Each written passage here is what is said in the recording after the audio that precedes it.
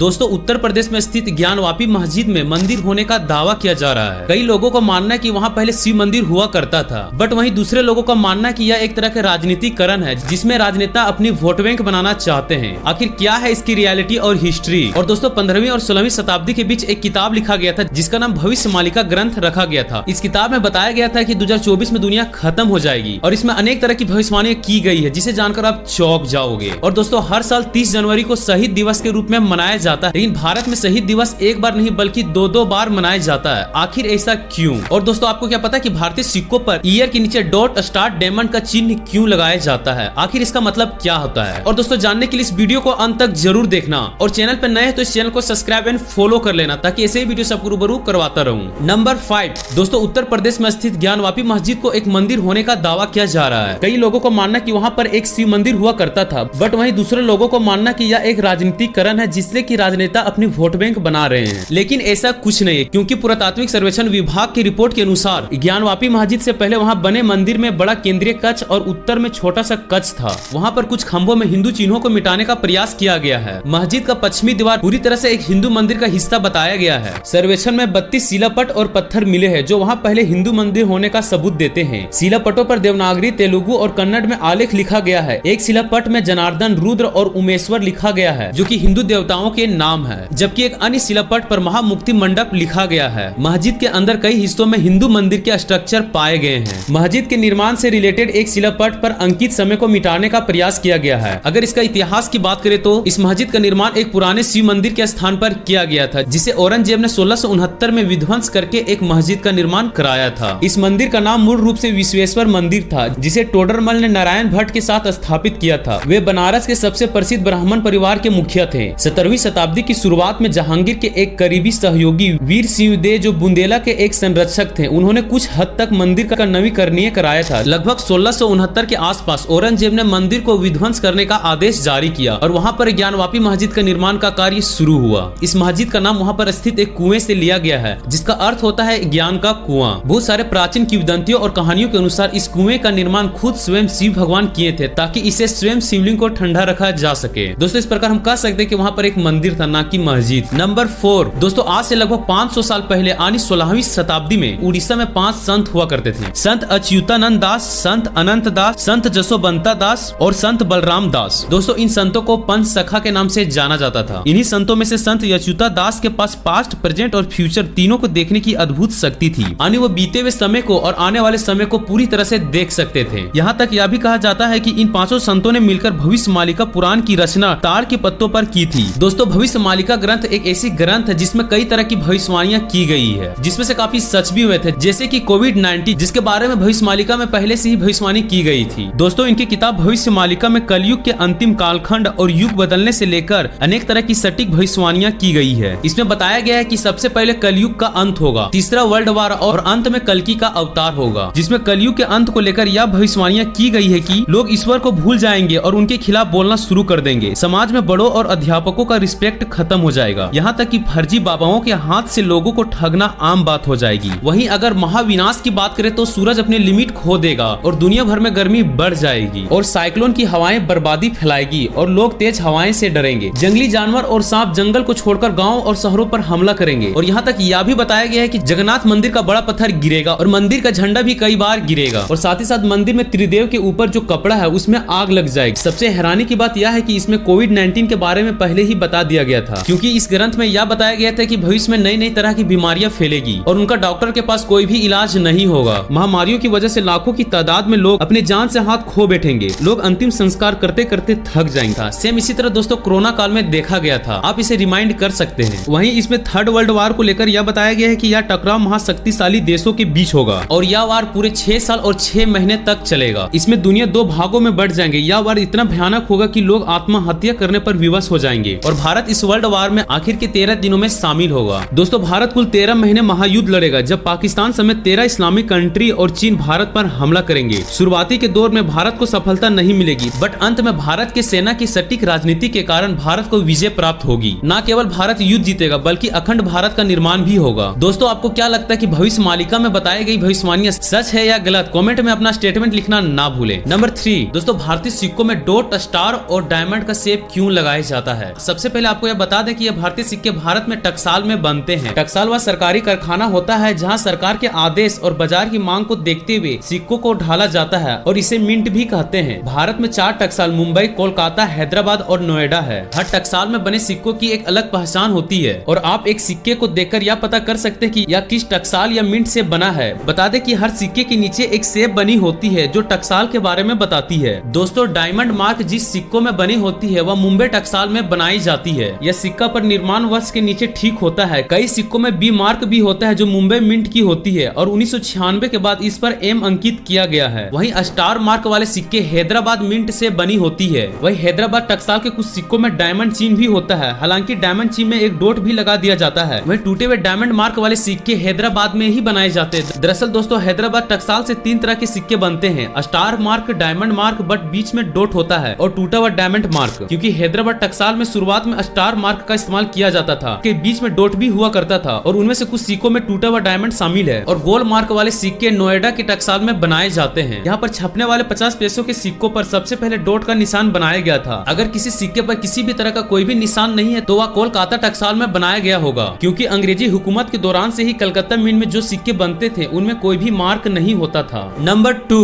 दोस्तों, अमेरिका में एक ऐसा समय हुआ करता था जब बच्चों को पार्सल के थ्रू एक स्थान से दूसरे स्थान तक ले जाया जाता था। बात है 1 जनवरी 1913 की, जब अमेरिका में पार्सल को एक स्थान से दूसरे स्थान तक लेने के लिए कुछ नियम बनाए गए। नियमों के मुताबिक पार्सल का वजन 22 किलो से अधिक नहीं होना चाहिए, लेकिन इसमें किसी बच्चे को पार्सल करने की छूट थी, क्योंकि इसका कारण था कि बच्चों के साथ यात्रा करना संभव नहीं था और बच्चों के लिए ट्रेन में ज्यादा कीमतें भी चुकानी पड़ती थी। पैसे को बचाने के लिए कुछ पेरेंट्स तो अपने बच्चों को पार्सल कर देते थे। इन्हीं में से 19 फरवरी 1914 में 4 साल के एक बच्चे को उसके माता पिता ने गैंग्रिच विलेज शहर से दादा दादी के पास लेविस्टन शहर तक पार्सल करके पहुंचाया। ऐसा इसलिए क्योंकि बच्चे को पार्सल से भेजना सस्ता था बजाय उसका ट्रेन में टिकट खरीदने का। तब उस बच्चे के जैकेट पर एक डाक टिकट लगाया गया और उसे ट्रेन की पार्सल बोगी में रख दिया गया। पूरे अमेरिका में इस खबर और फोटो को तहलका मच गया। जब पोस्ट मास्टर जनरल ने बच्चों को पार्सल से भेजने का मामला सुना तो उसने तुरंत हार्ड डिसीजन लिया और उसी दिन से बच्चों को पार्सल में भेजने की सेवा को प्रतिबंध लगा दिया। उसके बाद से पूरे अमेरिका में बच्चों को पार्सल से कहीं भेजने की घटनाएं सामने नहीं आई। नंबर 1 दोस्तों, हर साल 30 जनवरी को भारत में शहीद दिवस के तौर पर मनाया जाता है, लेकिन भारत में शहीद दिवस एक बार नहीं बल्कि 2 बार बनाए जाते हैं। एक 30 जनवरी को और दूसरा 23 मार्च को। ऐसे में से कई बार दिमाग में सवाल आता है, आखिरकार एक साल में 2 बार शहीद दिवस क्यों मनाया जाता है। दरअसल दोस्तों, 30 जनवरी को मनाया जाने वाला शहीद दिवस देश की आजादी दिलाने के लिए सत्य और अहिंसा के मार्ग पर चलने वाले महात्मा गांधी को समर्पित करता है, क्योंकि 30 जनवरी 1948 को नथुराम गोडसे के द्वारा महात्मा गांधी को गोली मारकर हत्या कर दी गई थी। गांधी जी के निधन के बाद उसके पुण्य तिथि को शहीद दिवस के तौर पर मनाया जाने लगा। इस दिन को बेहद ही दुखद दिन के रूप में याद किया जाता है। वहीं 23 मार्च को भगत सिंह, राजगुरु और सुखदेव को फांसी दे दी गई थी, इसलिए 23 मार्च को इन अमर शहीदों के बलिदान को याद कर शहीद दिवस मनाया जाता है। इसलिए इस दिन को इन शहीदों के श्रद्धांजलि अर्पित की जाती है। साथ ही साथ अलग अलग एजुकेशन संस्थाओं, सरकारी और गैर सरकारी संगठनों द्वारा इस मौके पर मौन सभा का आयोजन किया जाता है और वीरों की आत्मा की शांति के लिए प्रार्थना की जाती है। तो दोस्तों, उम्मीद करता हूँ कि यह वीडियो आपको इन्फॉर्मेटिव लगा होगा। साथ ही साथ दोस्तों, इस वीडियो को अपने दोस्तों के साथ शेयर करना ना भूलें।